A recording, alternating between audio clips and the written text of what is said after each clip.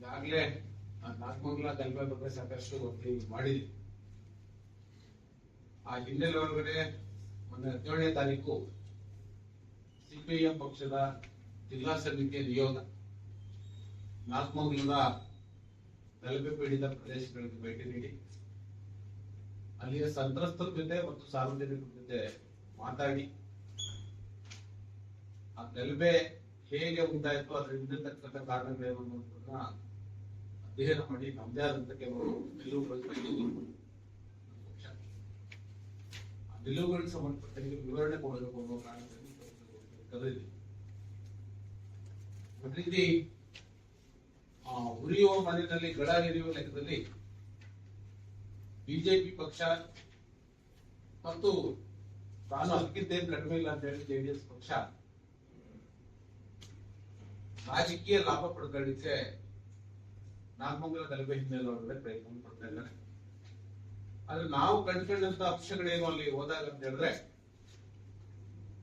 ನಾಗಮಂಗಲದಲ್ಲಿ ಇದೇನು ಮೊದಲನೇ ಗಲಭೆ ಅಲ್ಲ, ಅಥವಾ ಕರ್ನಾಟಕ ರಾಜ್ಯದಲ್ಲಿ ಇಡೀ ದೇಶದಲ್ಲಿ ಗಣೇಶನ ವಿಸರ್ಜನಾ ಮೆರವಣಿಗೆ ಸಂದರ್ಭದಲ್ಲಿ ಗಲಭೆಯನ್ನು ಸೃಷ್ಟಿ ಮಾಡ್ತಾ ಇರೋದು.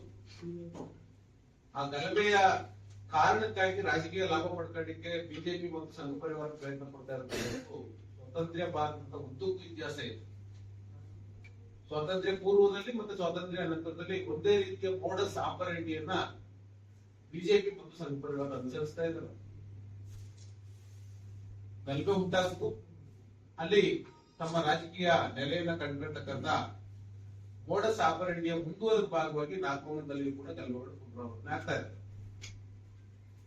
ಈ ಹಿನ್ನೆಲೆಯಲ್ಲಿ ನಾಗಮಂಗಲದಲ್ಲಿ ಗಲಭೆ ನಡೀಲಿಕ್ಕೆ ಕಾರಣ, ಬಹಳ ಮುಖ್ಯವಾದ ಕಾರಣ, ಸಂಘ ಪರಿವಾರ ಈ ಸಂದರ್ಭವನ್ನು ಬಳಸ್ಕೊಳ್ಳೋದು ಹೇಗೆ ಅಂತ ರೂಪಿಸಿರ್ತಕ್ಕಂಥ ಸಂಚು, ಅದನ್ನ ಅರ್ಥ ಮಾಡ್ಕೊಳ್ತಕ್ಕಂಥದ್ರಲ್ಲಿ ಮತ್ತು ಮಾಹಿತಿಯನ್ನು ಸಂಗ್ರಹ ಮಾಡುವುದರಲ್ಲಿ ಗುಪ್ತಚರ ಇಲಾಖೆ ಮತ್ತು ಜಿಲ್ಲಾ ಪೊಲೀಸ್ ಇಲಾಖೆ ವೈಫಲ್ಯವನ್ನು ಕಂಡಿರ್ತಕ್ಕಂಥದ್ದೇ ನಾಗಮಂಗಲದಲ್ಲಿ ಕಾರಣ.